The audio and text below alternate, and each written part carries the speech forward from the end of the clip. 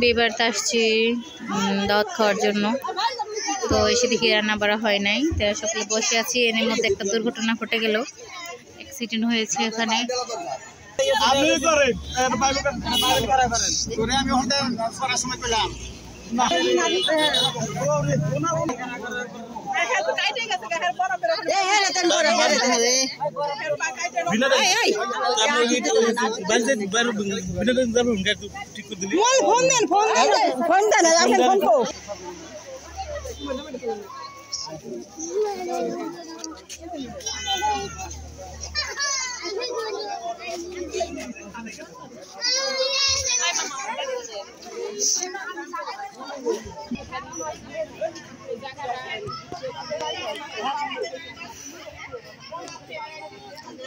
আমরা না খেয়ে বসে আছি, তো অ্যাক্সিডেন্ট হলো। সেই লোকটাকে একটু দেখে আসলাম।